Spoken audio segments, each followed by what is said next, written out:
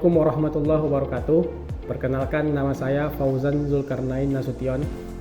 Saya sebagai asisten proses dan evaluasi pengolahan karet di PT PNA 4 PAMKO Regional 3 Pekanbaru.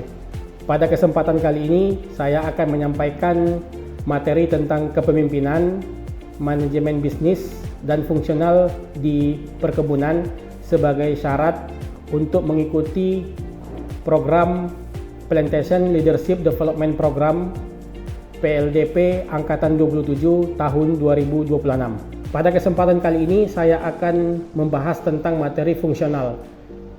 Saya akan membahas secara spesifik bagaimana memanajemen sebuah pabrik.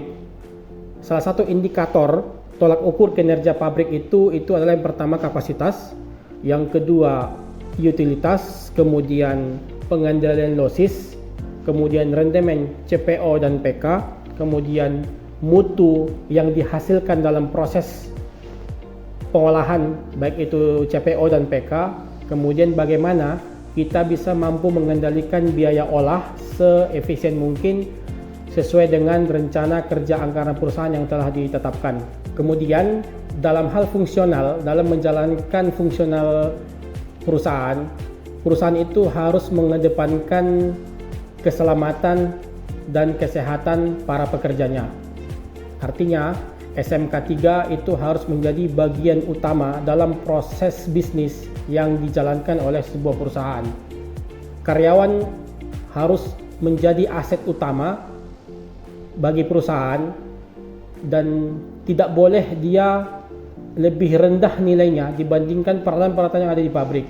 Artinya memanusiakan manusia dalam hal proses bekerja itu menjadi fundamental bagi perusahaan agar dia bisa tetap sustain dan bisa tetap berkembang di masa yang akan datang. Berbicara tentang fungsional, yang dimaksud dengan fungsional itu salah satunya adalah bagaimana sebuah perusahaan itu mampu menerapkan SMK 3 bagi seluruh pekerja yang ada di sebuah perusahaan. SMK 3 itu berkaitan dengan kesehatan dan keselamatan para pekerja. Artinya, di setiap bagian pekerjaan yang dilakukan oleh karyawan itu harus memperhatikan nilai-nilai kesehatan para pekerja dan harus menjaga keselamatan para pekerja mulai dari bekerja sampai dengan dia pulang ke rumah masing-masing. Kita harus menghindarkan karyawan itu dari unsafe condition dan unsafe act, dan ini harus disosialisasikan kepada seluruh pekerja dan menjadi bagian dari behavior ataupun menjadi bagian dari kebiasaan sehari-hari untuk mencapai tujuan sebuah perusahaan.